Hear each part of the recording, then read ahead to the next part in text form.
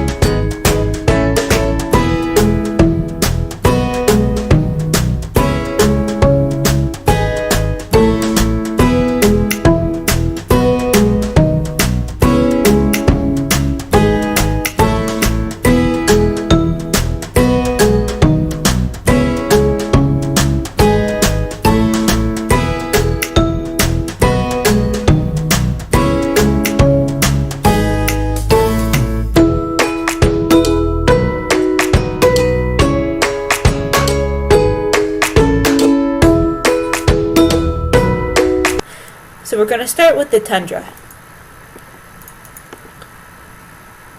And as you can see, it's pointing, and we are going to be going to the northern part of the globe. If we zoom out a little bit, we'll be able to see, we'll be able to get a good look of about where we are. So we're zooming out.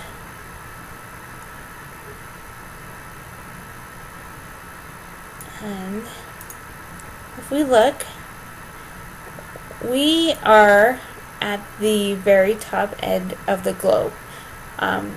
Tundras are usually at the top and the bottom of the globe because a tundra is a place where it is very, very cold. And so it is mostly just very small grasses. And this is because the growing season, or the time when plants can grow, is only about 60 days, between 2 and 3 months. Other than that, it's just too cold for anything to grow. And the plants here also have another challenge to work with. We're going to look.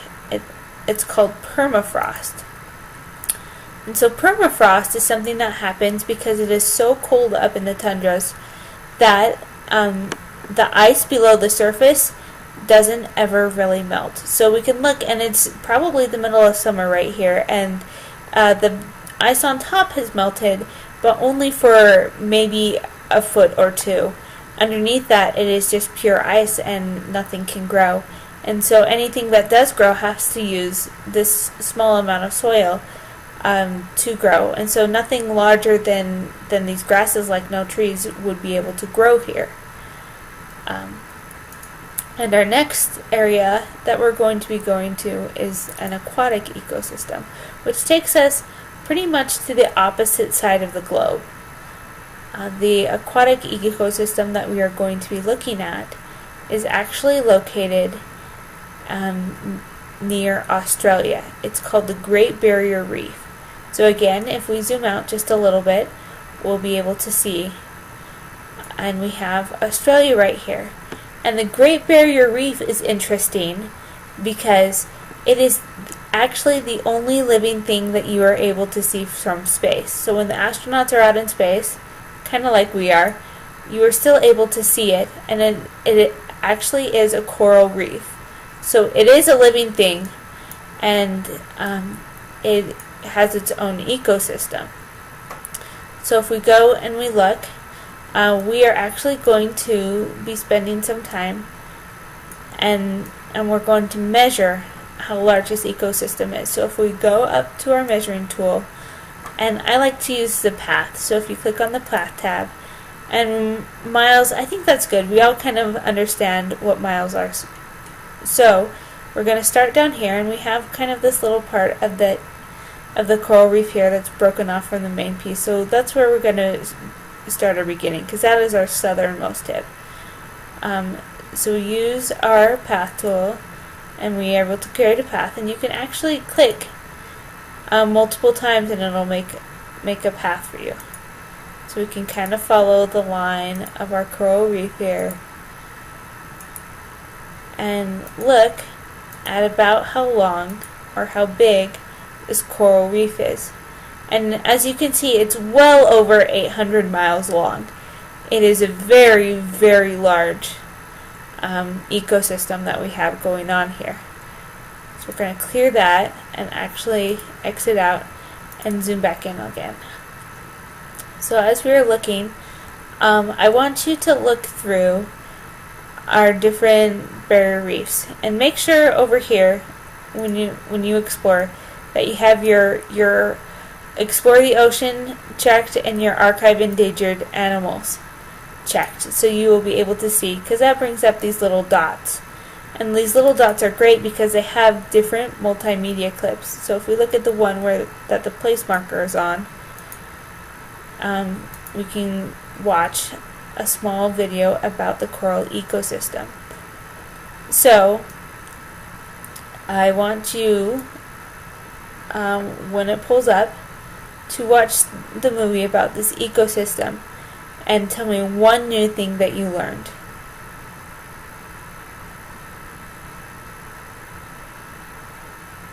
That's great. The next thing that you're going to be doing is you're going to be looking at some of our different dots and pictures, and I want you to learn one thing and tell me one thing about an animal that you find.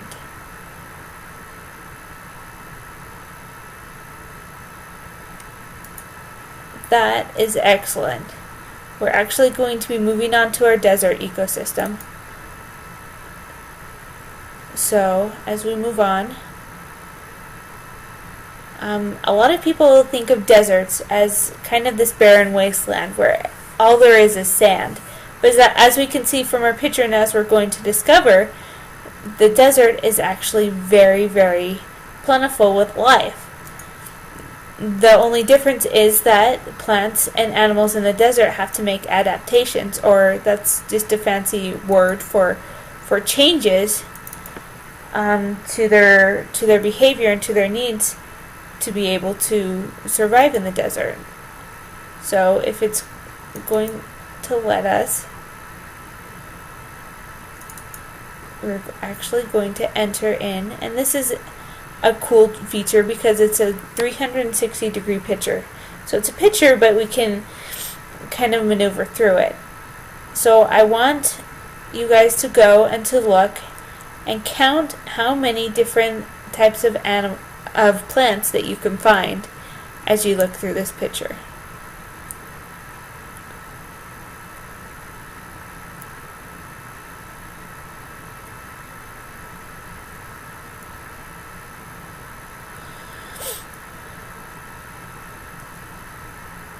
I think that's great.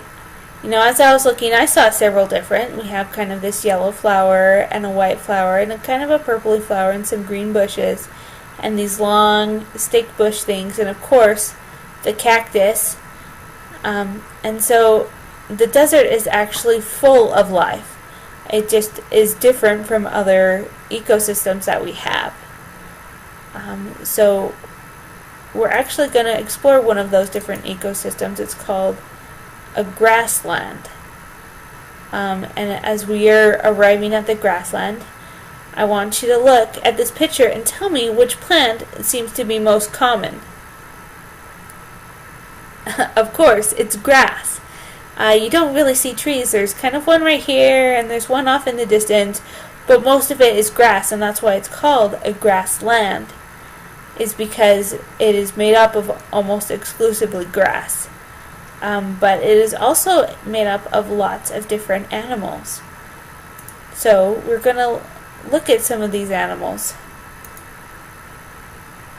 So, here's another picture of the grasslands. We can see the trees, but it's mostly just grass. And we're going to look at some of our animals that we have.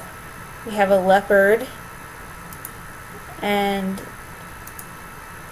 there's African buffalo, lions, some zebra. This is actually in the Serengeti National Forest, And the grassland is a thriving ecosystem because there are so many different types of animals. We have the animals that eat on the grass, and then our carnivores, or our meat eaters, that eat the animals that live on the grass. And it makes the grasslands one of our most diverse ecosystems. So, from the grasslands, we're actually going to go to the rainforest, which is another very diverse rainforest, and it's almost the opposite of the desert. Where the desert receives very little rainwater, the rainforest, as you can tell from the name, receives a whole lot. And our rainforests are mostly located near the equator, as you can see from this picture.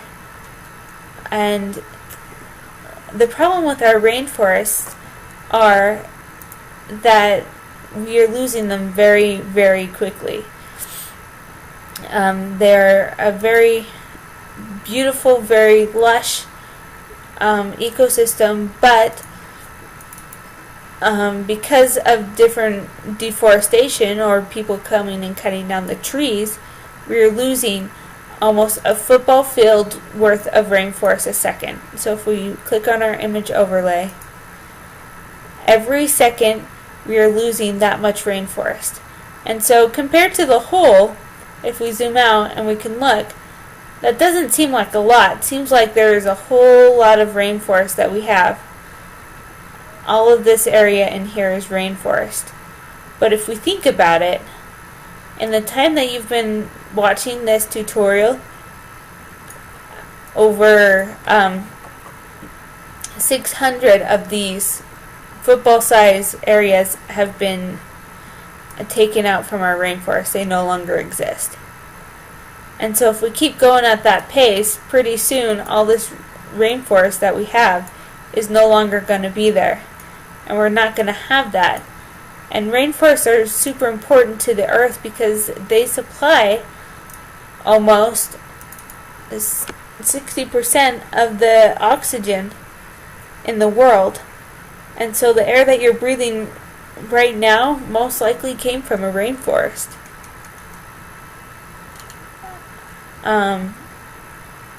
And so our last stop is actually called a deciduous forest, which is different, and it's probably the one that you're more familiar with because it has the trees, but unlike the rainforest, these trees in the autumn, they change colors and fall down, and that is actually why it's called a deciduous. Deciduous means to fall off in Latin. And so these trees lose their leaves in the fall and winter and then grow them back in the spring and summer. And so in the end, for this activity here, you are going to be doing a little bit of research about deciduous and rainforests, and then you're going to end up making a Venn diagram about what is similar and what is different about these two areas. So I hope you enjoyed your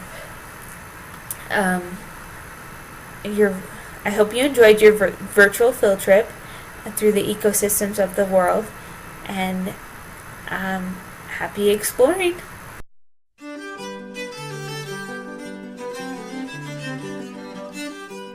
St. Mary's City was Maryland's first capital, founded in 1634. Today, historic St. Mary's City is an interactive exhibit of history and archaeology.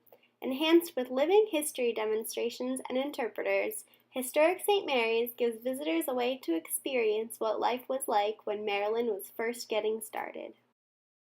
Let's start with how colonists got here, aboard our very own replica ship. Charles I, the King of England, granted the land of what is now Maryland to Cecil Calvert, the second Baron of Baltimore. He expected that the colonists would establish a settlement that would provide new trade opportunities and profit for the Calvert family. English colonists survived a 4-month-long journey from London to the New World. They took 2 ships, the Ark, which carried colonists, and the Dove, which took a small crew and many supplies. The ship you see here is a working replica of the Dove here at historic St. Mary's. On the command, give! The colonists sailed through the Potomac River looking for a place to settle and eventually found the land off the St. Mary's River. They made a deal with the Yakomico Indians who were living there and began to set up their colony, living in peace side by side for some time. In the woodland Indian hamlet, you can see how the Yakomico Indians lived and sustained their way of life. The Indians lived in witch-huts like this one, made with wooden frames and bundled grass.